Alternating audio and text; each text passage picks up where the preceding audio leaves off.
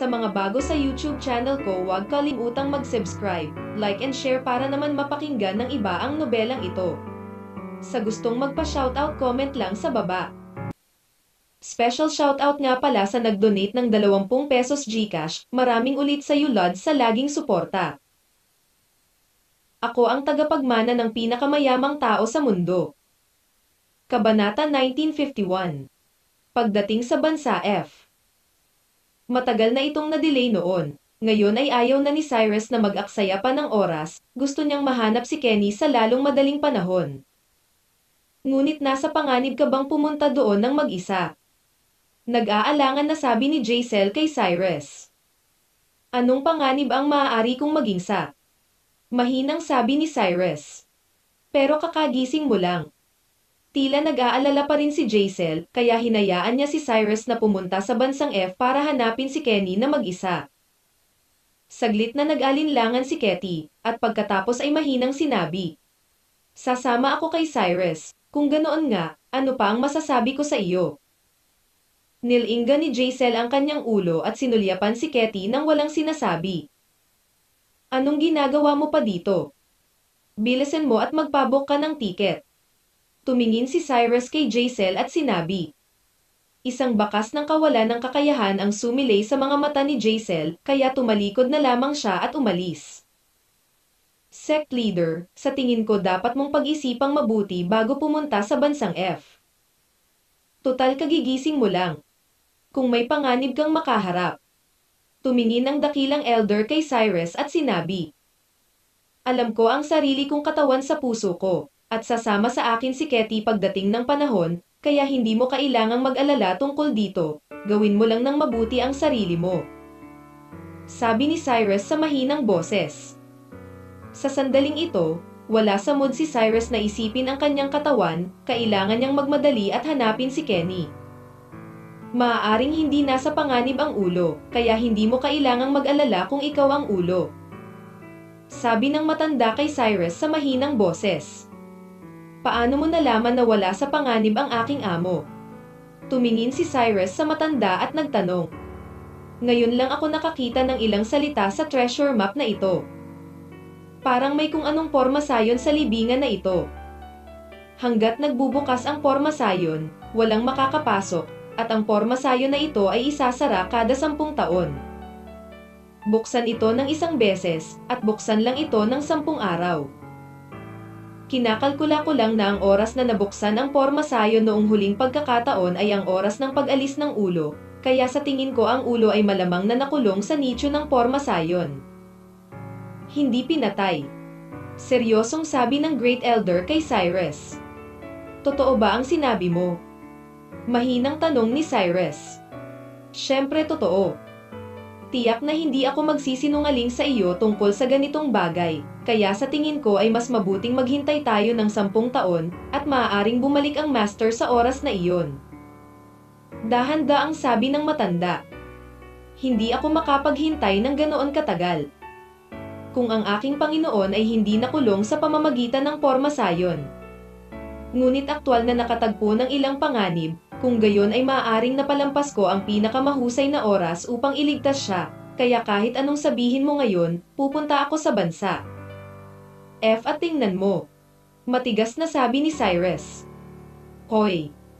Tumingin ang dakilang elder kay Cyrus at nagpakawalan ng mahabang buntong hininga, ang ekspresyon sa kanyang mukha ay tila walang magawa. Kung tutuusin, ang buhay at kamatayan ni Kenny ay hindi tiyak ngayon. Kung si Cyrus ay makatagpo ng anumang panganib sa bansang F, ito ay isang sakuna para sa sekta ng monkey. Kaya lang, alam na alam ng dakilang elder sa kanyang puso na dahil gustong pumunta ni Cyrus, tiyak na hindi niya mapipigilan si Cyrus, kaya hindi na siya masyadong nagsalita. Okay, kayong lahat ay huwag tumayo dito, gawin ang dapat ninyong gawin, at ipaubaya na lang sa akin ang mga gawain ng aking Panginoon. Tumingin si Cyrus sa Great Elder at sa iba pa at sinabi. Sa sandaling ito, bumalik si Jacel kay Cyrus, at mahinang sinabi kay Cyrus. Mr. De La Cruz, huli na ang lahat ngayon, at walang flight papuntang bansang F, kaya nagpareserba ako para sa inyo ni Monsieur bukas. Flight at 8 a.m., sa tingin mo okay lang? Nilingga ni Cyrus ang kanyang ulo at sinulyapan si Katie, pagkatapos ay mahinang sinabi. Maaaring mas mapanganib para sa akin na pumunta sa bansang F sa pagkakataong ito kaysa sa huling pagkakataon, sigurado ka bang gusto mong sumama sa akin? Nag-aalala akong pumunta ka doon mag-isa, hayaan mo akong sumama sa'yo. Sumagot si Katie kay Cyrus. Okay, since gusto mong sumama sa akin, bilisan mo at magpahinga, aalis na tayong dalawa bukas ng umaga. Mahinang sabi ni Cyrus kay Katie. Hindi inaasahan ni Katie na hindi siya pinigilan ni Cyrus na sumunod, at pagkatapos pumayag, tumakbo siya sa kanyang silid. Hindi gaanong nakatulog si Katie nitong mga araw, kaya pagod na siya. Ngayong nagising na si Cyrus, maaari na rin siyang magpahinga ng mabuti. Pagkaalis ni Katie, pinaalis din ni Cyrus ang Great Elder at ang iba pa. Pagkatapos ng lahat, walang silbi na panatilihin sila ngayon. Pagkaalis ng Great Elder at ng iba pa, umupo si Cyrus sa sofa mag-isa at nagsimulang mag-isip kung ano ang susunod niyang gagawin. Bagamat alam ni Cyrus sa kanyang puso na ang kanyang pag-asa na mahanap si Kenny sa pagkakataong ito ay napakaliit pa rin.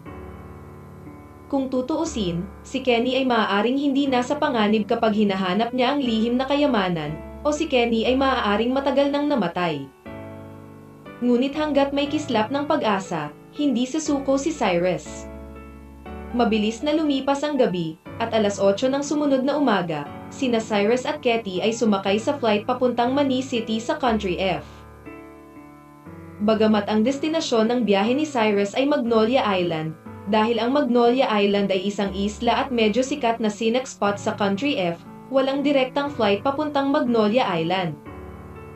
Kailangang pumunta sina Cyrus at Katie sa Manny City una, at pagkatapos ay pumunta sa Manny City, sa Magnolia Island. Sa kalagitnaan ng gabi, sa wakas ay dumating sina Cyrus at Katie sa Manny City. Dahil gabi na, at hindi masyadong pamilyar si Cyrus sa sitwasyon sa Manny City, at hindi pa ganap na nakarecover ang katawan ni Cyrus. Hindi niya piniling dumiretso sa Magnolia Island, ngunit kinuha si Katie sa Manny City. Nagbukas ako ng kwarto sa pinakamarangyang hotel sa lungsod, at nagplanong magpahinga ng isang gabi bago umalis kinabukasan. Pagkarating sa silid ng hotel, si Katie ay diretsyong nagpahinga, habang si Cyrus ay nakaupo sa sofa at nagprakti. Ngayon ang katawan ni Cyrus ay hindi pa ganap na nakarecover. At ang hininga sa kanyang katawan ay nasa isang napaka-unstable na estado. Kaya kailangan ni Cyrus na magmadali at mag-adjust upang magamit niya ang pinakamahusay na estado upang harapin ang susunod na labanan. Alam ni Cyrus na ang kalaban na makakasalubong niya sa pagkakataong ito ay maaaring hindi isang mandirigma sa antas ng isang martial arts master. At malaki ang posibilidad na matugunan niya ang tunay na rurok ng martial arts sa pagkakataong ito. Sa susunod na umaga, naglinis si Katie pagkatapos magising, pagkatapos ay naglakad papunta sa gilid ni Cyrus at gin-icing si Cyrus. Gising ka ba? Pagkatapos buksan ni Cyrus ang kanyang mga mata, mahina niyang tinanong si Katie. Oo. Malinaw na mas mabuti na ang kalagayan ni Katie ngayon, bahagyang tumango siya kay Cyrus, at pagkatapos ay nagpatuloy sa pagtatanong. Ano ang susunod mong plano? Naiintindihan mo ba ang wika ng bansa F? Mahinang tanong ni Cyrus. Hindi ko alam. Direktang umiling si Katie. Alam ni Cyrus na hindi lahat ay kasing liko ni Vera. At maaaring maging bihasa sa mga wika ng iba't ibang lugar. Ngunit kung hindi makakausap ni na Cyrus at Katie ang mga tao sa bansang F, ito ay mahirap para sa kanilang dalawa na pumunta sa Magnolia Island. Kahit na pumunta sila sa Magnolia kahit si Cyrus ay hindi mahanap ang Thousand Chances Valley. Kaya pagkatapos ng ilang sandali na mag-alinlangan, sinabi ni Cyrus, pareho tayong walang alam sa sitwasyon sa bansang F. Sa tingin ko, dapat muna tayong maghanap ng gabay. Makakatipid tayo ng maraming oras. Okay, papakinggan kita. Nakangiting sabi ni Katie. Direktang kinuha ni Cyrus ang kanyang mobile phone, naghanap sa internet, at sa wakas ay nakahanap ng isang travel agency na dalubhasa sa paglilingkod sa mga Chinese. Nadama niya na dapat mayroong mga Chinese na nakakaunawa sa sitwasyon sa bansang F sa travel agency na ito. Makalipas ang kalahating oras, dumating sina Cyrus at Katie sa isang travel agency na pinamamahalaan ng isang Chinese. Ang taong tumanggap kay Cyrus ay isang Chinese middle-aged na lalaki na nasa edad 40. Banibisita ba kayong dalawa sa bansang F? Nakangiting tanong ng middle-aged na lalaki kay Cyrus. Oo, nandito ako para maglakbay. Tumango si Cyrus. Ang aming ahensya sa paglalakbay ay naitatag ng higit sa 20 taon at ito ay nakatuon sa paglilingkod sa amin ng mga Chino. Ngayon ay may ilang mga proyekto sa turismo, at ang mga serbisyo ay natural na naiiba sa iba't ibang mga presyo. Maaari mong tingnan, at ipaalam sa akin saan dyan ang gusto mo. Inabot ng nasa katanghali ang gulang na lalaki si Cyrus ng brochure habang nagsasalita. Hindi man lang umabot si Cyrus para kunin ang brochure, ngunit mahinang sinabi. Gusto kong pumunta sa Magnolia Island. Tulungan mo lang akong maghanap ng tour guide na pamilyar sa Magnolia Island. Isla ng Magnolia. Matapos marinig ang mga salita ni Cyrus, ang nasa katanghaliang gulang na lalaki ay may kakaibang tingin sa kanyang mga mata, at pagkatapos ay mahinang sinabi. Walang problema, ang Magnolia Island ay isa sa mga pinakasikat na atraksyong panturista sa bansang F. Pumupunta ako sa Magnolia Island bawat taon. Maraming turista dito, at marami kaming tour guide na pamilyar sa Magnolia Island. Ang Magnolia Island ay tumatanggap ng maraming panauhin taon-taon. At sinasabing ang Magnolia Island ay may malaking virgin forest. Kaya ang mga tao ay madalas na pumunta sa pakikipagsapalaran sa birhen na kagubatan ng Magnolia Island, tulad ni Jessie Alo at iba pa na nakilala ni Cyrus noong 9. Ice Mountains. Nagdulot ito ng maraming ahensya sa paglalakbay sa bansang F na naglalaan ng mga dalubhasang tauhan upang dalhin ang mga turista sa Magnolia Island. Mabuti yan. Tumingin si Cyrus sa medyo may edad na lalaki at tumango. Hindi ko alam kung saan yung dalawa ang planong pumunta sa Magnolia Island. Pagkatapos mag-alinlangan ng ilang sandali, ang nasa katanghaliang gulang na lalaki ay nagpatuloy sa pagtatanong kay Cyrus. Valley of Thousand Machines. Mahinang sabi ni Cyrus. Ito. Agad na natigilan ang nasa katanghaliang lalaki matapos marinig ang mga salita ni Cyrus. Anong problema? Nakita ni Cyrus na may mali sa nasa katanghaliang gulang na lalaki, at mahinang nagtanong. Ang lugar na ito ay hinaharangan na ngayon ng bansang F, at hindi makapasok ang mga ordinaryong tao. Sabi ng middle-aged na lalaki sa mahinang boses. Na-block ng bansa F. May kakaiba sa mga mata ni Cyrus. Naramdaman niyang ang pagharang ng bansang F sa Thousand Chances Valley ay may kinalaman sa lihim na kayamanan na iyon. Oo, hindi ko alam kung ano ang nangyayari, na-block ito kalahating taon na ang nakalipas, walang makapasok. Sabi ng middle-aged na lalaki sa mahinang boses. Matapos marinig ni Cyrus ang mga salita ng nasa katanghaliang gulang na lalaki. Mas natitiyak niya na ang pagharang ng bansa F sa Thousand Chances Valley ay may kinalaman sa lihim na pag-aari, dahil ang oras ay tama. Boss, hindi ko kailangan ng mga tao mo para dalhin ako sa Valley of Thousand Chances. Kailangan mo lang akong tulungang mahanap ang Valley of Thousand Chances. Pagkatapos mong mahanap ang Valley of Thousand Chances, makakaalis na ang mga tao mo. Mahinang sabi ni Cyrus. Ito. Ang ekspresyon ng mukha ng medyo may edad na lalaki ay tila nag-aalinlangan pa rin. Kabanata 1952. Miss Zhang. Ngunit alam ni Cyrus sa kanyang puso kung ano ang ipinag-aalinlangan ng nasa katanghaliang gulang na lalaki, kaya direktang sinabi niya. Hindi mo kailangang mag-alala tungkol sa pera, hanggat may maaaring maghatid sa akin sa Thousand Chances Valley, maaari mong itakda ang presyo bilang gusto mo. Sigurado ka. Matapos marinig ang mga salita ni Cyrus, ang mga mata ng nasa katanghaliang gulang na lalaki ay kumislap sa pananibik. Siyempre sigurado ako. Bahagyang tumango si Cyrus. Pagkaraan ng ilang sandali na pag-isipan ito, sinabi ng nasa katanghaliang gulang na lalaki. Meron ngang isang tao mula sa aming travel agency na nakapunta na sa Thousand Machines Valley, ngunit isang beses lang. Sa kasamaang palad, ang tour guide na ito ay kinuha na ngayon. At ang gusto rin ng taong kumuha ng tour guide na pumunta sa Thousand Chances Valley, Giga. Kung papayag kang sumama sa kanila, tatawagan kita ngayon at tatanungin kung sumasang-ayon ang kabilang partido. Sige, magtanong ka. Tumango si Cyrus. Alam niya sa kanyang puso na napakahirap maghanap ng taong marunong magsalita ng Chinese at alam ang eksaktong lokasyon ng Thousand Chance Valley. At kung kailangan pang pumunta ni Cyrus sa ibang mga travel agency para magtanong, patuloy itong magde-delay ng oras, kaya pumayag siyang bumaba. Higit pa rito, kailangan lang malaman ni Cyrus ang tinatayang lokasyon ng Thousand Chance Valley, kahit na may kasama siyang naglalakbay, hindi ito magdudulot ng gulo kay Cyrus.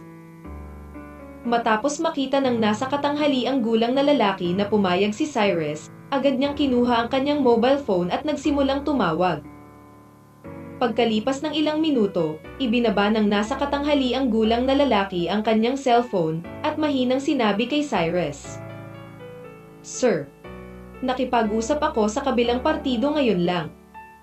At sinabi ng kabilang partido na gusto niyang makipagkita sa iyo, at pagkatapos pinag-iisipan niya kung papayag siyang isama ka, Valley of Thousand Machines. Walang problema. Bahagyang ngumiti si Cyrus. Sa oras na ito, pinag-isipan na ito ni Cyrus. Mas mabuti kung papayag ang kabilang partido na dalhin siya sa Thousand Chances Valley. Masyadong maraming oras. Siya nga pala, Sir, gusto ko pa ring ipaalala sa iyo na napaka-espesyal pa rin ang identity ng kabilang partido.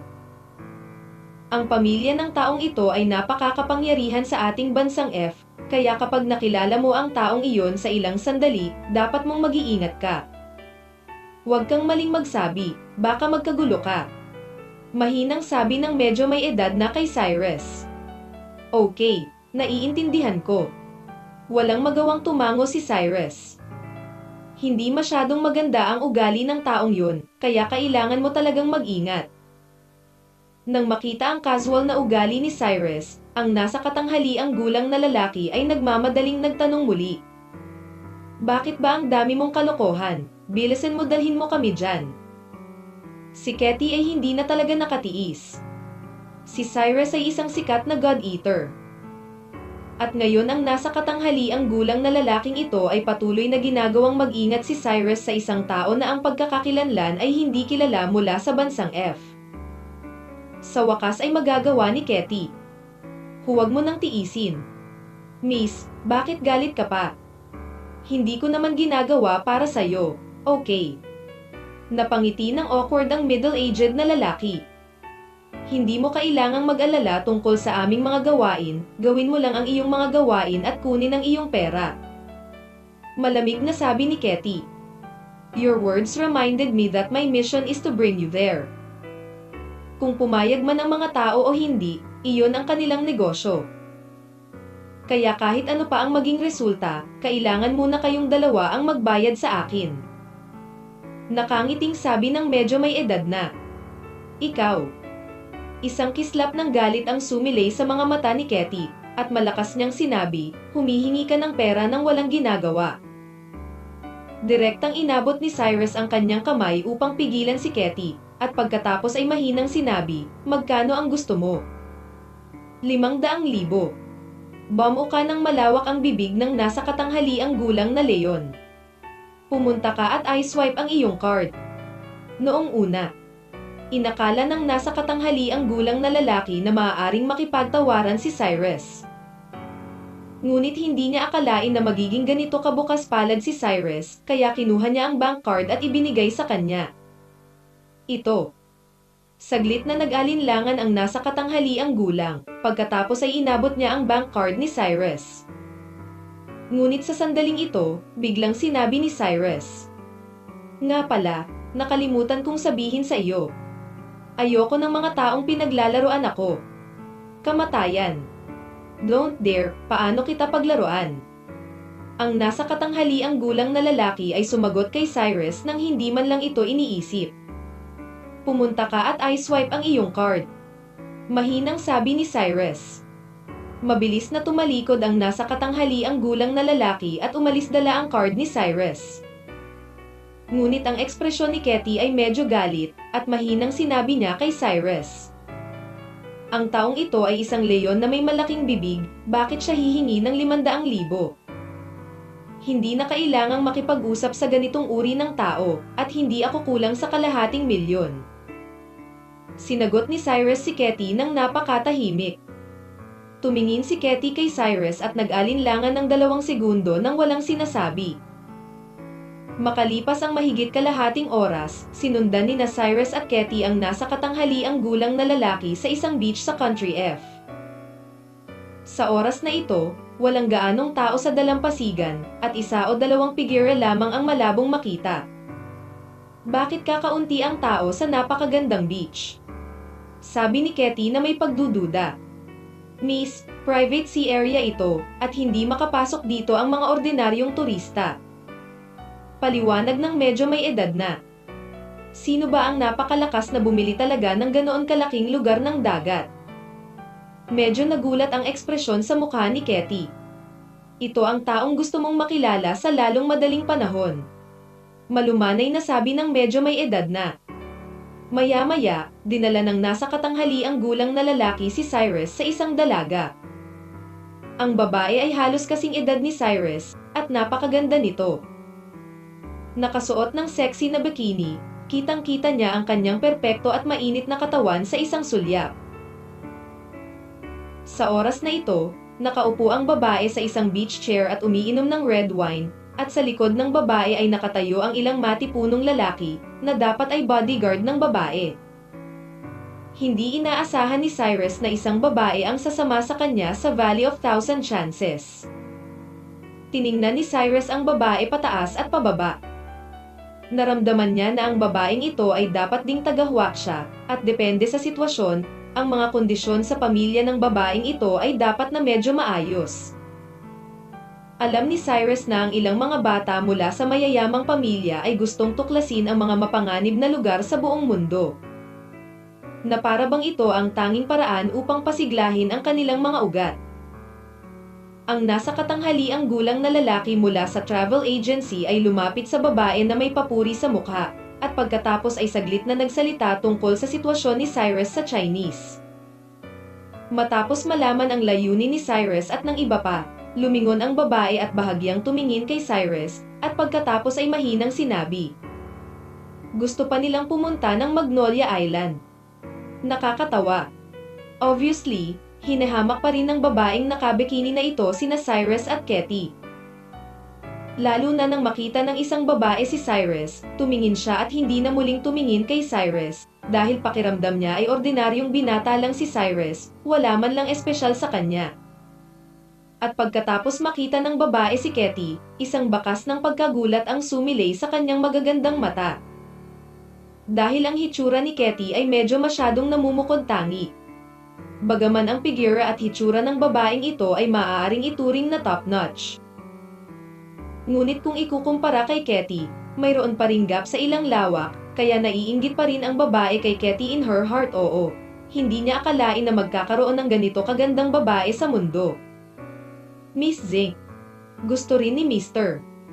De La Cruz na pumunta sa Magnolia Island sa pagkakataong ito. Kung papayag kang dalhin silang dalawa doon, maaaring magbayad si Mr.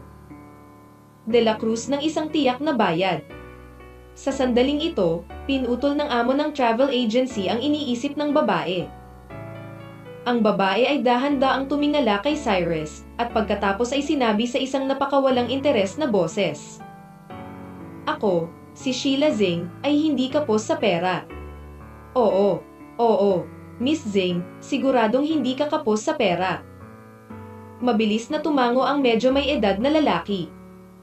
At ang babaeng nagngangalang Sheila Zing ay hindi pinansin ang nasa katanghaliang gulang na lalaki, ngunit lumingon siya para tingnan si Cyrus, at mahinang nagtanong, kilala mo ba kung sino ako? Hindi alam. Umiling si Cyrus nang hindi nag-iisip. Hindi mo nga ako kilala, kaya parang wala kang masyadong alam sa sitwasyon sa bansang F. Ang ekspresyon sa mukha ni Sheila Zing ay tila mas mayabang, at pagkatapos ay nagpatuloy siya.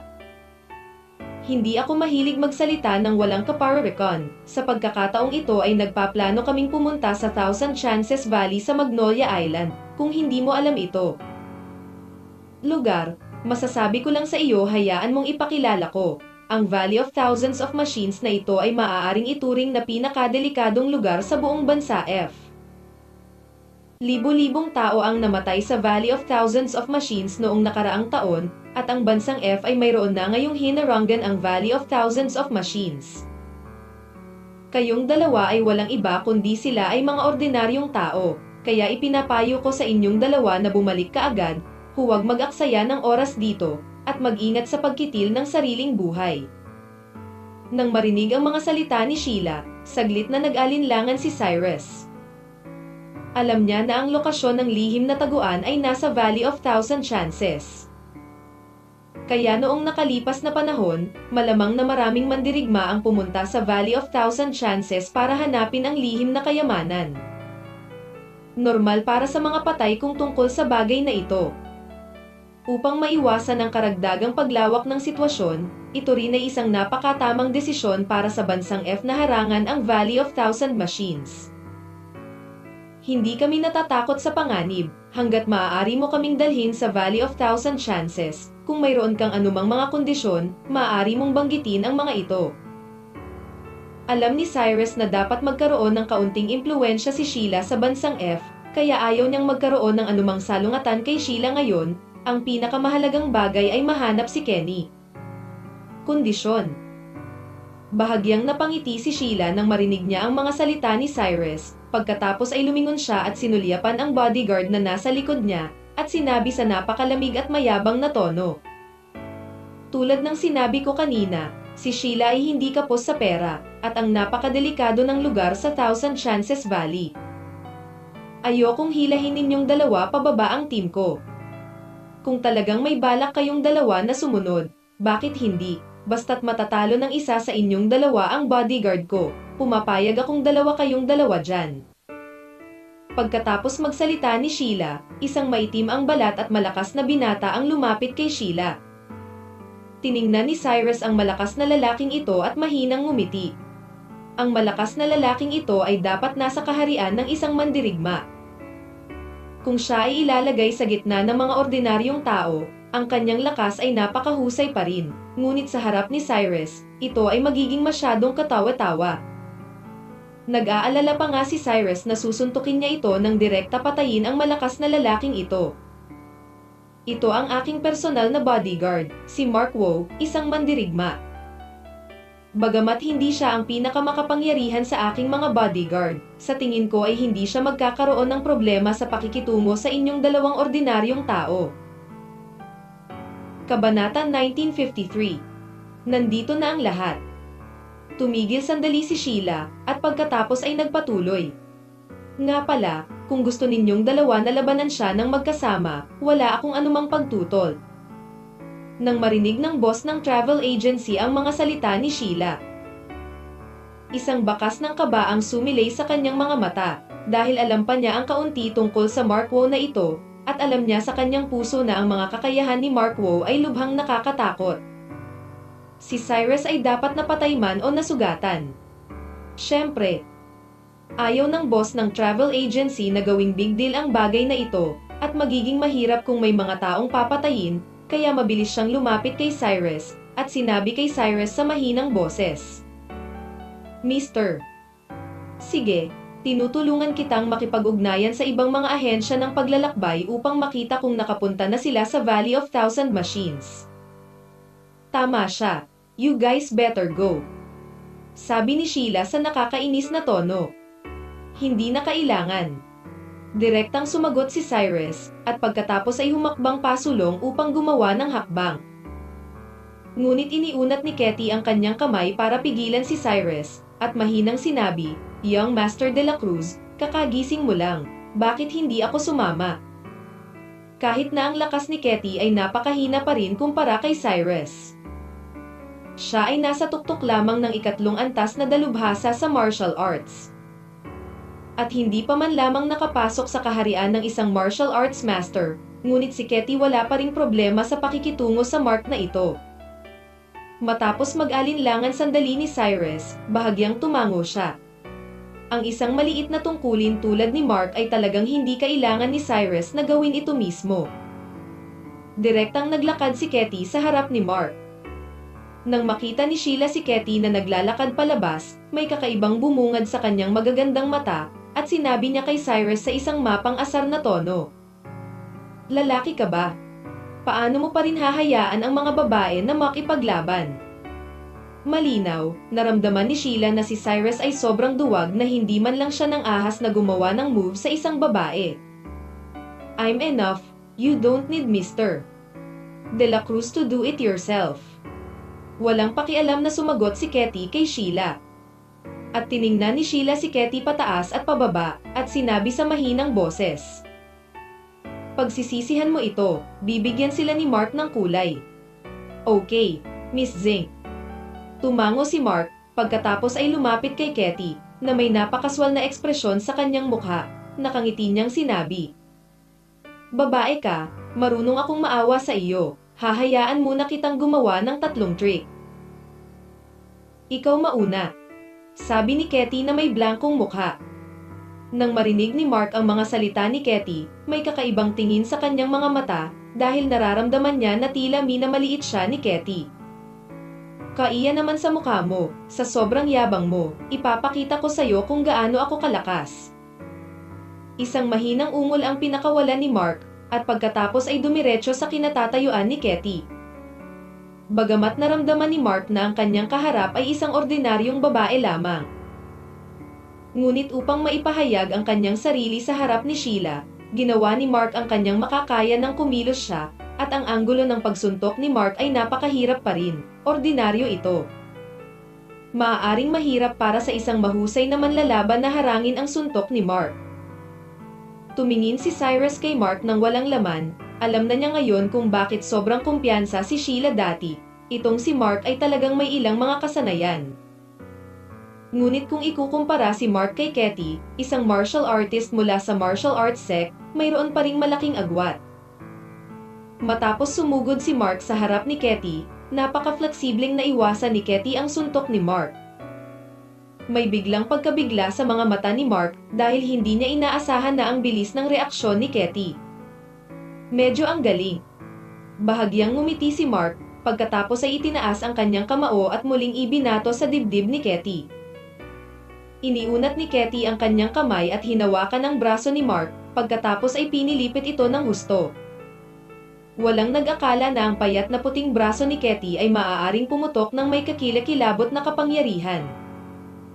Tumili si Mark, at pagkatapos ay narinig ng lahat ang isang malutong na tunog, ang braso ni Mark ay direktang binali ni Katie. Kaagad pagkatapos, itinaas ni Katie ang kanyang binti at direktang sinipa ang tiyan ni Mark. Ang katawan ni Mark ay lumipad pabaliktad sa isang iglap. At pagkatapos ay hamampes ng malakas sa dalampasigan, na may mabangis na ekspresyon sa kanyang mukha, at dumaing sa sakit habang hawak ang kanyang braso. Ngunit tila hindi pa rin sumusuko si Mark sa mga oras na ito, nagpupumilit na tumayo. Ngunit walang magawa ay naramdaman niyang parang nabangga siya ng truck ngayon lang, at hindi na siya makatayo. Matapos makita ang eksenang ito, ang lahat ng mga taong naroroon ay natigilan, na may hindi kapani-paniwalang mga ekspresyon sa kanilang mga mukha. Walang nag-iisip na si Mark ay magiging napaka-vulnerable sa harap ni Katie. Sa loob ng kalahating minuto, si Mark ay direktang binugbog ni Katie ay ganito. Hindi ba nakakatakot ang babaeng ito? Oo, ang lakas naman ng babaeng to nakakatakot. Sino ang babaeng ito? Ang mga bodyguard sa likod ni Sheila ay nagsimulang mag-usap sa mahinang boses, at nakita ng lahat na malaki ang pagbabago sa ekspresyon ni Katie. Tumahimik ka. Matapos marinig ang sinabi ng mga bodyguard, tumayo si Sheila at pinagalitan sa malamig na boses. Napatikip ang lahat nang marinig ang mga salita ni Sheila, at tumayo at hindi nang ahas magsalita. Tumingin si Katie kay Sheila nang walang ekspresyon at mahinang tinanong si Sheila, "Gusto mo bang magpatuloy sa pakikipaglaban?" Matapos marinig ni Sheila ang pangungusap na ito, ang ekspresyon ng kanyang mukha ay napakapangit at ibinuka niya ang kanyang bibig upang magsalita. Ngunit sa sandaling ito, isang nasa katanghaliang gulang na lalaki ang lumapit kay Sheila at mahinang nagsabi kay Sheila, "Miss, hindi simple ang kakayahan ng babaeng ito, malamang nasa level siya ng martial artist." Paano ang mga martial arts masters? Masyado silang mayabang. Si Sheila ay labis na hindi kumbinsido sa kanyang puso, nakasimangot at sumagot, "Hindi naman talaga nakakatakot ang mga martial arts masters, pero sa tingin ko baka mas nakakatakot pa ang husay ng binata. Yung trip natin sa Thousand Chance Valley this time is itself full of dangers. Kung nandito silang dalawa, baka matulungan tayo." Mahinang sabi ng medyo may edad na. Matapos marinig ito, nag-alinlangan si Sheila ng 2 segundo, pagkatapos ay tumingin kay Katie at sinabing, "Okay, pumapayag akong dalhin kayong dalawa sa Thousand Chances Valley." Sinulyapan ni Cyrus ang nasa katanghaliang lalaki sa tabi ni Sheila. Nararamdaman niya na ang katanghaliang lalaki na ito ay dapat na isang martial arts master para makita ng nasa katanghaliang gulang na lalaki na hindi simple ang lakas ni Katie. Gayunpaman, walang dapat ipag-alala si Cyrus. Kung tutuusin, isa lang siyang martial arts master na hindi dapat banggitin sa mga mata ni Cyrus. Matapos sumang-ayon si Sheila kina Cyrus at Katie na sumali sa kanilang team, hindi na niya ipinagpatuloy ang pakikipag-usap kay Cyrus, ngunit umupo sa beach chair at nagpatuloy sa paglubog ng araw. Si Cyrus at Katie ay wala rin sa mood na makipag-usap kay Sheila, kaya umupo sila ng random at tahimik na naghintay. Makalipas ang mahigit kalahating oras, isa pang grupo ng mga tao ang dumating sa dalampasigan. Ang ilan sa mga taong ito ay mga inchik, at ang ilan ay mga katutubo ng bansang F. At sa paraan ng pananamit at pananalita ng mga taong ito, makikita na ang mga taong ito ay mayaman o marangal, at maging ang kanilang mga pamilya ay nasa bansang F. Napakalakas na malaki. Pamilya. Ang mga mayayamang batang ito ay magkakilala na mula pagkabata, at lahat sila ay gustong tuklasin ang iba't ibang mapanganib na lugar. "Miss Zing, nandito ba lahat?" Sa oras na ito, isang nasa katanghaliang gulang na katutubo ng bansa F ang lumapit kay Sheila at mahinang tinanong si Sheila. Sa pamamagitan ng pag-uusap ngayon, nalaman ni Cyrus na ang lokal na nasa katanghaliang gulang na lalaki mula sa bansang F ay pinangalan ng Max, at siya ang pinuno ng paglalakbay sa Magnolia Island sa pagkakataong ito. Si Max ay nanirahan sa Magnolia Island sa loob ng maraming taon, at pamilyar na pamilyar siya sa sitwasyon ng Magnolia Island, at may masaganang karanasan sa ligaw na kaligtasan. "Oo, nandito na lahat." Tumango si Sheila. "Kung ganoon ay humanda ka sa pagpunta." Sigaw ni Max sa lahat. Bagamat si Sheila at ang iba ay nagmula sa mayaman o marangal na pinagmulan, naramdaman nila na nakikinig pa rin sila kay Max, kaya't sunod-sunod nilang inayos ang kanilang mga gamit. Ang mga taong ito ay hindi ang unang pagkakataon na lumabas upang galugarin, kaya ang kanilang karanasan ay sapat na sapat, at gumawa sila ng iba't ibang paghahanda ng maaga. Sa pangkalahatan, hanggat ito ay maaaring magamit sa ligaw, handa na sila, pabayaan na si Sheila. Mayroon ding malaking grupo ng mga bodyguard, at ang mga bodyguard na ito ay kumikilos din bilang mga kulis, na may bitbit na mga bag pagkatapos ng mga bag ng kagamitan. Sa matinding kaibahan sa mga taong ito, maaaring dalawa sina Katie at Cyrus, dahil walang dala sina Cyrus at Katie, at tila pinagmamasdan nila ang excitement. Walang pakialam na sinulyapan ni Max si Cyrus. At hindi na nagsalita pa, dahil mayroon pa silang sapat na mga bagay, kaya kahit na marami pang Cyrus at Katie, hindi ito magkakaroon ng malaking epekto. "Anong ginagawa niyong tulala? Bilisan mo sumakay na sa eroplano." Sinigawan ni Sheila sina Cyrus at Katie na may hitsura ng panghahamak. Matapos marinig ang mga salita ni Sheila, dahan-daang tumayo si Cyrus, at pagkatapos ay naglakad patungo sa helicopter sa di kalayuan. Kailangan kong sabihin na ang babaeng ito na si Sheila ay talagang napakayaman. Kung ang mga ordinaryong tao ay gustong pumunta sa Magnolia Island, kadalasan ay pinipili nilang pumunta doon sakay ng bangka dahil medyo mababa ang gastos sa pagsakay sa bangka. Ngunit plano ni Sheila na pumunta doon sakay ng eroplano sa pagkakataong ito, at isa itong private jet na nagkakahalaga ng mahigit 100 milyong yuan. Ang paglipad mula sa kinaroroonan ngayon ni Cyrus at ng iba pa patungo sa Magnolia Island ay nagkakahalaga ng hindi bababa sa ilang milyon. Ang halagang ito ng pera ay maaari nang ituring bilang isang astronomical na halaga para sa mga ordinaryong tao. Ito ay hindi lahat ng kayang bayaran ng mga ordinaryong tao. Abot kaya, sina Cyrus at Katie ay sumunod kay Sheila sa eroplano. Pagkarating sa eroplano, nalaman ni Cyrus na ang kapaligiran sa loob ng eroplano ay napakarangal din, karaniwang lahat ng naiisip mo ay madaling makuha dito. Malinaw, si Sheila at ang iba pa ay wala sa eroplanong ito sa unang pagkakataon. Alam na alam nila ang sitwasyon sa loob ng eroplano, at lahat sila ay nagsimulang maghanap ng kani-kanilang mga upuan, at nagbukas pa ng red wine at uminom. Hindi kilala ni Cyrus ang mayayamang pangalawang henerasyong ito, at wala siya sa mood na makipag-usap sa kanila, kaya naghanap na lang siya ng malayong lugar at naupo. At umupo si Katie sa tabi ni Cyrus. Pagkatapos maupo, diretsyong pumasok si Cyrus sa state of cultivation, at ipinikit din ni Katie ang kanyang mga mata at nagpahinga. Kabanata 1954. Walang dala. Mukhang napansin din ng mga kaibigan ni Sheila sina Cyrus at Katie. Hindi nila masyadong pinapansin si Cyrus. Kung tutuusin, mukhang ordinaryong tao lang si Cyrus, pero may mga lalaking sobrang curious kay Katie, isang malaking kagandahan, dahil si Katie ito ay napakaganda. Sheila, anong ginagawa nitong 2 taong ito? Bakit hindi mo sila nakita kanina? Sa oras na ito, isang matangkad at matipunong binata ang lumapit kay Sheila at marahang tinanong si Sheila. Gusto din nilang dalawa na pumunta sa Valley of Thousand Chances, at nagkataong nasa daan sila, kaya dinala ko sila. Ipinaliwanag ni Sheila ang isang pangungusap ng napakaswal. Matapos marinig ang mga salita ni Sheila, ang binata ay halatang natigilan saglit. Kumunat ang noo at sinabing, kaya dalawa silang estranghero, akala ko ay kaibigan mo sila. Oo, Sheila, hindi mo to karakter. Kailan ka pa naging masigasig? Sa pagkakataong ito, nakangiting sabi ng isang magandang babae na may pulang buhok. Si Sheila ay humigop ng red wine ng magiliw at mahinang nagsabi. Pareho silang galing sa China, at hindi ganoon kadaling maghanap ng gabay para pumunta sa Valley of Thousand Chances ngayon. It is fate to meet them. Anyway, mahigit 2 sila.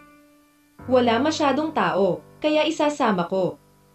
Hindi kasing simple ng pagkakaroon ng 2 pang tao. Sabi ng isang gwapong lalaki na may malalim na boses. Anong ibig sabihin? Nilinga ni Sheila ang kanyang ulo at sinulyapan ang bata. Sheila, kung tutuklasin natin ang isang ordinaryong lugar sa pagkakataong ito, maaaring hindi gaanong epekto kung magdadala ka ng 2 estranghero, ngunit ang lugar ng Thousand Chances Valley ay napakadelikado pa rin. Kung may anumang gulo, ang 2 taong ito ay maaaring hilahin mo kami pababa. Seryosong sabi ng gwapong lalaki. Masyado kang nag-aalala. Walang ano-anong sagot ni Sheila, at pagkatapos ay nagpatuloy. Nakita mo ba ang magandang babaeng iyon? Nakita. Napakaganda ng babaeng ito, bakit mo kasama ang taong iyon? Oo nga, mukhang hindi bagay ang 2. Napatingin ang lahat sa posisyon ni Katie at nagsimulang mag-discuss sa mahinang boses. Mag-ingat ka sa mga sasabihin mo, huwag kang makikinig sa babaeng iyon. Kanina lang binali ng babaeng iyon ang braso ni Mark B. Walang pagkakataon si Mark na lumaban sa harap niya. Sabi ni Sheila na may blankong mukha. Sheila, ikaw. Anong sinabi mo? Matapos marinig ang mga salita ni Sheila, ang lahat ay natigilan sa kinatatayuan na may hindi kapani-paniwalang mga ekspresyon sa kanilang mga mukha. Nabalian talaga ng babaeng ito ang kamay ni Mark, Paano ito posible?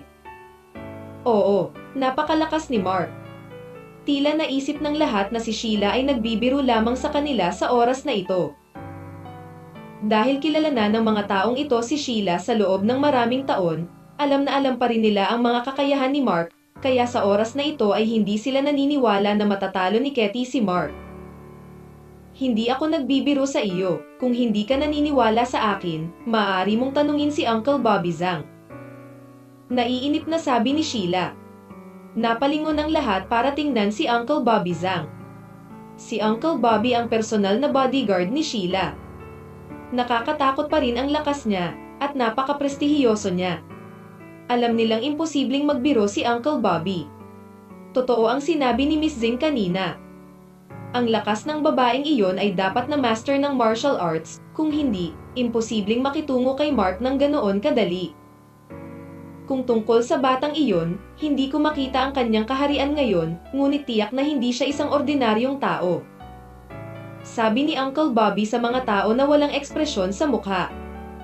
Matapos marinig ang mga salita ni Uncle Bobby, lahat ay natigilan sa kinatatayuan. Ang mga ekspresyon sa kanilang mga mukha ay hindi maisip.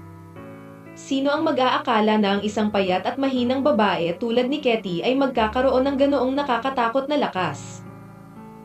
Anong kalokohan ang ginagawa ng 2 taong ito? Oo, bakit sa murang edad pa lang ang lakas nilang dalawa? Ito ay talagang hindi ka panipaniwala. Ang paraan ng pagtingin ng lahat kay Katie ay halatang nagbago ng malaki. Sa tingin ko ang 2 taong ito ay dapat ipanganak sa isang partikular na martial arts sect sa China, kung hindi, imposibleng magkaroon ng ganoong kataas na antas. Sabi ni Bobby Zhang na blanko ang mukha. Kung gayon ang background ng 2 taong ito ay hindi simple, mas mahusay na huwag ay provoke ang 2 taong ito ng basta-basta. Oo, nabalitaan ko na ang mga martial arts sects ng Huaxia ay napakalakas, masama kung magkagulo sila. Ito ay isang martial arts sect lamang, at hindi sila mahalagang mga karakter, sila ay mga disipulo lamang, hindi mo na kailangang kabahan pa. I think so. This is not Huaxia. Kung hindi nila tayo ay provoke, tiyak na hindi natin sila ay provoke pareho. Ang bawat isa ay nagpakita ng iba't ibang saloobin kina Cyrus at Katie. Medyo nakakatakot ang ilang background ng pamilya, kaya natural na hindi nila masyadong sineseryoso si Cyrus. At ang mga medyo mahina ay hindi handang magdulot ng gulo. Si Sheila ay patuloy na nakatingin sa tanawin sa labas at hindi nagsasalita mula sa simula hanggang sa huli, hindi niya alam kung ano ang nasa puso niya sa mga oras na ito. Makalipas ang mahigit 3 oras, tuluyang lumapag ang eroplano sa Magnolia Island. Ngayon ang Magnolia Island ay maaaring ituring na isang medyo mahalagang atraksyong panturista sa bansang F. At isang malaking bilang ng mga turista ang pumupunta rito halos araw-araw, na humahantong sa pag-unlad ng Magnolia Island na mas mahusay kaysa sa kabisera ng bansang F. Ang lugar kung saan ang eroplano lands hindi ito pabalik-balik gaya ng inaakala ni Cyrus, sa kabaligtaran, ito ay napakamarangyang na may patuloy na daloy ng trapiko. Bukod dito, may mga espesyal na tauhan na tatanggap kay Sheila at iba pa, at maging ilang kawani. Mula sa puntong ito, makikita na si Sheila ay talagang napakakapangyarihan sa bansang F. Sinundan ng mga tao ang reception staff sa isang hotel na ang laki ay maihahambing na sa isang 5-star hotel sa Huaxia. Noong una, binalak ni Cyrus na dumiretso sa Thousand Chances Valley, ngunit si Sheila at ang iba pa ay gustong magpahinga, kaya sinundan lang sila ni Cyrus sa hotel. Kung tutuusin, kung walang gabay, gusto ni Cyrus na hanapin ang Thousand Chances Valley. Ito ay napakahirap, at ang pagkaantala ng oras ay maaaring higit pa. Pagkatapos magpahinga buong gabi, lahat ay umalis sa hotel sa alas 6 sa susunod na umaga, at pagkatapos ay umalis upang hanapin ang Valley of Thousand Chances. Sa simula, nalaman ni Cyrus na marami pa rin ang mga turista sa kalsada. Ngunit habang sila ay naglalakbay ng mas malayo, ang bilang ng mga turista ay paunti-unti. Sa wakas, huminto ang sasakyan sa harap ng isang primeval forest. Dahil ang sitwasyon sa Primeval Forest ay napakakomplikado pa rin, kaya mahirap para sa mga off-road na sasakyang ito na magmaneho, at ang lahat ay kailangang pumili na maglakad. Dahil hindi makapasok ang sasakyan. Ang mga bagay na inihanda nila ng maaga ay madadala lamang ng manpower sa mga oras na ito. Dahil ang bilang ng mga tao ay limitado, at maraming mga kagamitan, ang mga bodyguard na iyon ay hindi maaaring tumagal kaya. Maraming bagay, kaya nag-alok din ang lahat ng lalaki na tumulong. Sa oras na ito, maliban sa mga babaeng iyon, lahat ng iba ay may dalang malaking pakete. Ngunit si Cyrus at Katie ay walang kinuha, na parang plano nilang pumasok sa kagubatan ng ganito. Kaya naman kakaiba ang tingin ng lahat kina Cyrus at Katie. May mga gamit pa sa sasakyan. Lahat ng gamit na susunod nating gagamitin. Walang kukuha para sa inyong dalawa, kaya kung may kailangan kayong dalawa, pumunta na kayo sa sasakyan para kunin na. Walang ekspresyong sinabi ni Sheila kay Cyrus. Nagdala sila ng maraming supply nang umalis sila, ngunit walang paraan upang maipasok silang lahat sa oras na ito, kaya ang ilan sa kanila ay nanatili sa kotse. Magiliw na pinakiusapan ni Sheila si Cyrus na pumunta at kumuha ng mag-isa. May tumulong may bitbit silang dalawa. Hindi ko kailangan ang mga bagay na ito. Ngunit tumanggi si Cyrus nang hindi man lang nag-iisip tungkol dito. Matapos marinig ang mga salita ni Cyrus, hindi napigilan ni Sheila na tumahimik sandali, pagkatapos ay sumimangot at sinabing, "Are you kidding me? Alam mo ba kung gaano kadelikado ang kapaligiran dito? At hindi natin alam kung ano ang gagawin, maaari mong mahanap ang Valley of Thousand Chances minsan, sigurado ka bang wala kang kailangang dalhin? Ano ang kakainin mo?" Hindi si Sheila ang unang beses na pumasok sa kagubatan na ito. Alam na alam niya kung gaano kadelikado ang kapaligiran sa kagubatan na ito, kaya talagang mabait siyang paalalahanan si Cyrus sa oras na ito. May kailangan ka ba? Si Cyrus ay natural na hindi kailangang kumain, ngunit si Katie, kaya't nilingga ni Cyrus si Katie at nagtanong. "Nagdala ako ng sunscreen at bug spray." Sagot ni Katie. Natahimik si Sheila nang makita niya si Katie, at saglit niyang hindi alam kung ano ang sasabihin. Sa ganitong mapanganib na kapaligiran, si Katie ay nagdala lamang ng sun protection cream at insect repellent spray, hindi ba ito biro? Wala lang si Sheila sa mood na makipag-usap kina Cyrus at Katie sa oras na ito. Iniisip niya na ang dalawang taong ito ay maaaring hindi pa nakapunta sa ganoong birhen na kagubatan, at hindi niya alam kung gaano kadelikado ang kapaligiran. Sa loob kaya siya ay masyadong tamad upang magpatuloy sa pakikipag-usap, naglalakad lamang pasulong. Ngunit pagkatapos maglakad ng ilang hakbang, lumingon pa rin si Sheila at sinigawan si Cyrus. "Okay lang kung ayaw mong magdala ng ibang gamit, dapat magdala kayong dalawa kahit isang tent lang, di ba? Kung hindi, nasaan kayong dalawa? Matutulog ka ba sa gabi?" "Hindi na kailangan." Muling umiling si Cyrus. Sa katunayan, pinag-isipan na ito ni Cyrus. Kung gabi na talaga, magagamit ni Cyrus ang kanyang hininga para bumuo ng hadlang. Hindi lang siya mapoprotektahan ng harang na ito at si Katie, kundi maging mainit din. Higit pa ito kapaki-pakinabang kaysa sa anumang tolda. Ikaw. Inis na inis si Sheila sa mga salita ni Cyrus na hindi niya alam kung ano ang sasabihin, kaya naglakad na lang siya pasulong. Matapos makapasok ang lahat sa kagubatan, nakita nila na ang kapaligiran sa loob ay talagang napakabagsik. Lahat ng uri ng lumilipad na insekto, makamandag na ahas at gagamba ay makikita sa lahat ng dako. Si Sheila at ang iba pa ay hindi natatakot sa mga bagay na ito. Ngunit sila ay napakaingat, dahil kung sila ay nasugatan sa pamamagitan ng mga lason kung gayon, ako ay natatakot na walang pagkakataong magligtas ng mga buhay. Ang hindi nila maintindihan ay ang mga makamandag na sangkap na iyon ay tila hindi interesado kay Cyrus at Katie, at hindi man lang sila nakalapit sa kanila. Kabanata 1955. Nararamdaman ang pagbuo. Si Cyrus at Katie ay nasa isang napaka-relax na estado habang nasa daan. Si Si Uncle Bobby lang ang nakakaalam na silang dalawa ay protektado ng aura sa paligid ng kanilang mga katawan, kaya ang mga laso na bagay na iyon ay hindi ng ahas na lumapit. Ngunit hindi maintindihan ni Uncle Bobby kung gaano kakilakilabot ang lakas ni Cyrus na kaya niyang panatilihin ang kanyang aura ng ganoon katagal. Kung si Bobby Zhang mismo, tatagal lamang ito ng ilang oras at ang aura sa kanyang mapapagod ang katawan. Ito ay ganap na imposible para sa kahit na isang 2-star martial arts master na magpatuloy ng ganoon katagal dahil limitado ang aura ng isang mandirigma. Hindi niya alam na ang katawan ni Cyrus ay naglalaman ng mga Qingyao beads na maaaring patuloy na magbigay ng hininga kay Cyrus. Kung hindi makakatagal si Cyrus ng ganoon katagal. Ang 2 taong ito ay dapat magkaroon ng isang uri ng treasure body protection. Matagal na nag-isip si Bobby, at sa wakas ay naramdaman niyang ang pahayag na ito lamang ang makapagpapaliwanag nito.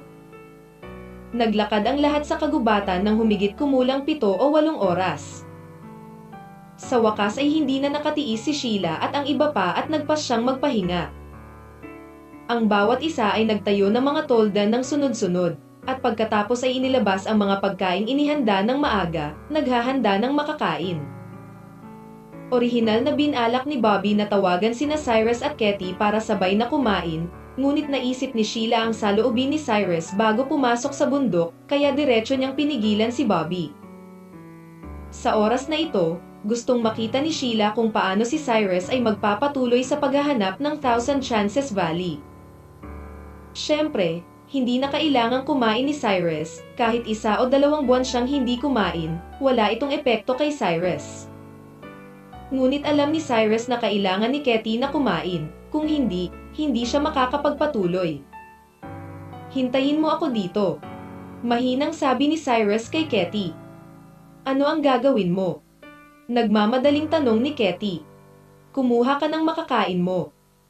Malumanay na sagot ni Cyrus. Hindi ako masyadong gutom ngayon, kaya huwag kang pumunta.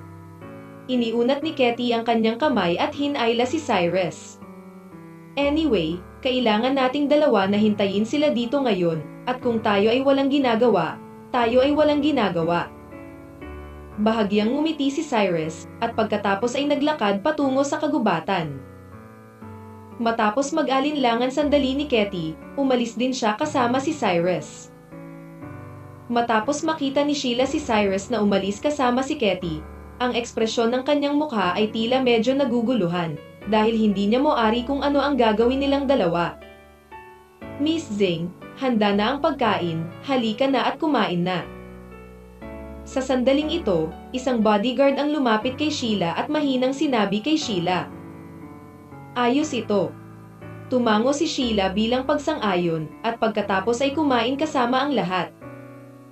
Sa kabilang panig, si Cyrus at Katie ay nawala lamang ng ilang minuto bago muling nagpakita sa harap ng lahat, at may dagdag na ibon sa kamay ni Cyrus.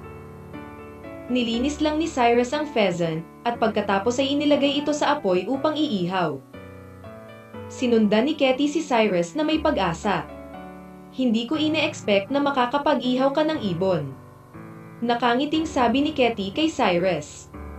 Nagtrabaho ako noon sa isang restaurant. Kaya natuto ako ng barbecue mula sa chef, ngunit ngayon ang mga materyales ay limitado. Kaya ang lasa ay maaaring hindi masyadong masarap, maaari mong kainin ang anumang gusto mo. Mahinang sabi ni Cyrus kay Katie. Magtatrabaho ka ba sa isang restaurant? Natigilan si Katie nang marinig niya ang mga salita ni Cyrus. Na may labis na pagtataka sa mukha, dahil hindi niya maisip kung bakit ang isang tulad ni Cyrus ay papasok sa trabaho sa isang restaurant. Marami akong trabaho noon. Walang pakialam na sumagot si Cyrus kay Katie. Pagkalipas ng ilang minuto, halos tapos na ang ibon, at ibinigay ito ni Cyrus kay Katie. At masayang kumain si Katie. Lahat ay tumingin sa pheasant na nasa kamay ni Katie na may inggit. Kung tutuusin, ang kinakain nila ay ilang delat ang pagkain lang, at ito ay walang halaga kumpara sa umuusok na ibon na nasa kamay ni Katie. Bakit ang swerte nitong lalaking to? Mabilis niyang nahuli ang ibon. Sabi ni Sheila na may pagtataka na tingin. Hindi dahil sa swerte, kundi dahil nakakakilabot ang lakas ni Cyrus. Madali siyang makahuli ng mga ibon. Mahinang sabi ni Bobby. Tito Zhang, ano ang ibig mong sabihin sa pangungusap na ito? Matapos mag-alinlangan ng ilang sandali, mahinang tinanong ni Sheila si Bobby. Sinabi ni Bobby kay Sheila na natuklasan niya na maaaring may ilang kayamanan na nakatago sa katawan ni Cyrus ngayon lang. Hindi katakataka na sinabi ng taong ito na hindi niya kailangan ng anuman, kaya may anak siya. Marahan na bamantong hininga si Sheila matapos mapagtanto kung ano ang nangyayari. Miss, sa tingin ko ay may ibang layunin ang 2 taong ito sa pagsunod sa atin. Paalala ni Bobby sa mahinang boses. Kahit may iba pang layunin, ano? Anyway, nandito ka, Tio Zhang, at worst, patayin mo na lang silang 2. Walang pakialam na sabi ni Sheila. Ngunit mahinang bamantong hininga si Bobby, naramdaman niyang hindi dapat ganoon kadali ang pagpatay kay Cyrus at Katie. Pagkatapos kumain, tumakbo muli ang lahat sa birhen na kagubatan. Sa isang kisap mata, 2 araw ang lumipas. Sa loob ng 2 araw na ito, karaniwang walang komunikasyon si Cyrus kay Sheila at sa iba pa, at sinusundan lang sila sa lahat ng oras. Hindi masyadong malaki ang gana ni Katie, kaya sapat na ang isang pagkain sa isang araw. At halatang medyo overwhelmed si Sheila at ang iba pa, dahil hindi nila akalain na pagkatapos ng 2 araw na paglalakad, hindi pa rin nila nahanap ang Thousand Chances Valley. Ang mga pagkain na dala nila noon ay ilang tinapay at compressed food na lang, at kahit hindi. Delat ang pagkain. Si Cyrus ay naghahanap ng ligaw na laro para kay Katie kahit saan, minsan kuneho, minsan ibon, at minsan isda. Sa oras na ito, si Cyrus ay nag-iihaw ng isda para kay Katie sa apoy. Bagamat walang mga pampalasa si Cyrus, hindi masyadong mapili si Katie, at masarap kumain ng mga ganoong bagay sa ganoong kapaligiran, kaya't si Sheila at ang iba pa ay napakatakaw nang makita nila ang inihaw na isda ni Cyrus. Kabilang sa kanila, isang batang lalaki na nagngangalang Zaiden Yang ang lumapit kay Cyrus pagkatapos mag-alinlangan ng ilang sandali, at mahinang sinabi kay Cyrus. Mga kaibigan, lahat tayo ay naglalakbay ng magkasama, mabuti para sa iyo kung madadali ka ni Sheila sa mga bundok, pero hindi ba nararapat para sa inyong 2 na kumain ng mag-isa palagi? Anong meron? Tumingala si Cyrus kay Zaiden Yang at mahinahong nagtanong. Ganito. Wala kaming gaanong pagkain, at hindi pare-pareho ang pagkain ng compressed biscuits araw-araw. Paano ito? Bibigyan kita ng pera. Paano kung tulungan mo kaming makahuli ng ligaw na laro? Magalang na tinalakay ito ni Zaiden kay Cyrus. Hindi kailangan. Umiling si Cyrus at tumanggi ng hindi nag-iisip. Ikaw. Hindi inaasahan ni Zaiden na ganoon kasenggit si Cyrus. Sumili ang galit sa kanyang mga mata, at kinagat niya ang kanyang mga ngipin at sinabing, maaari kitang bigyan ng tseke para sa $100,000 ngayon, at ikaw ang mananagot. For helping us catch wild game in the next few days, sige. Ang halaga ng $100,000 ay hindi maliit, kaya naramdaman ni Zaiden na walang dahilan si Cyrus para tumanggi. Hindi mo ba naintindihan ang sinabi ko? Nilinga ni Cyrus ang kanyang ulo upang tingnan si Zaiden, at mahinang sinabi kay Zaiden. Okay lang ba ang $500,000? Naramdaman ni Zaiden na ang perang ibinigay niya ay maaaring hindi sapat, kaya muli niyang itinaas ang presyo. Forget it, 500,000 is not money at all to Mr.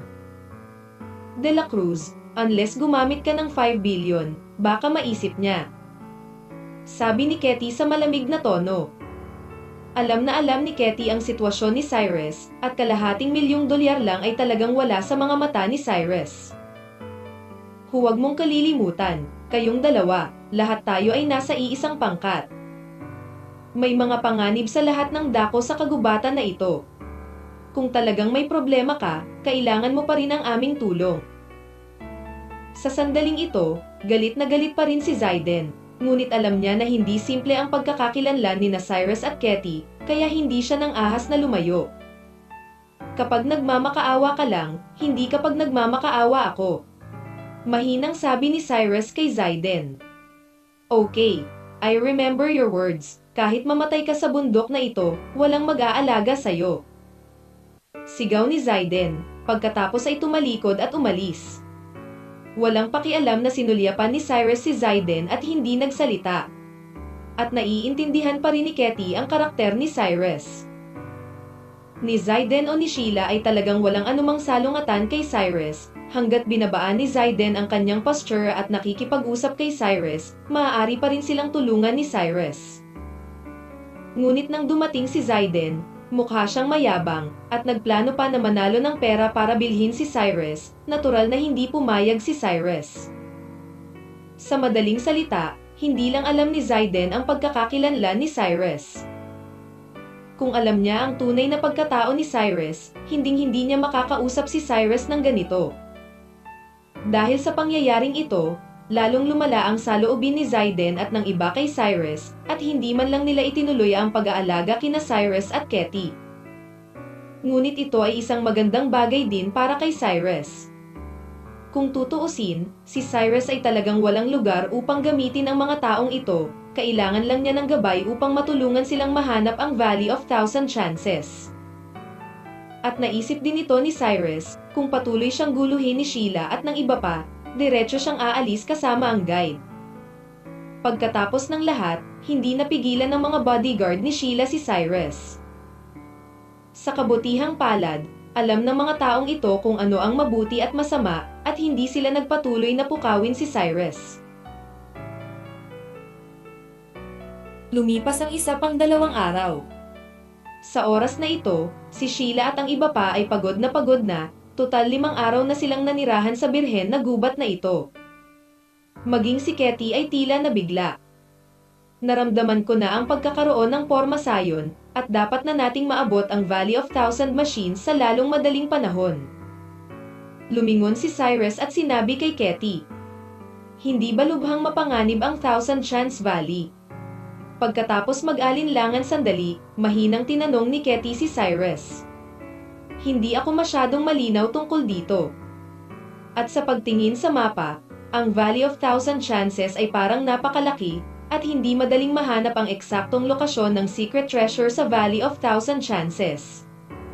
Mahinang sabi ni Cyrus. "Kung gayon, ano ang dapat nating gawin?" Nagmamadaling tanong ni Katie.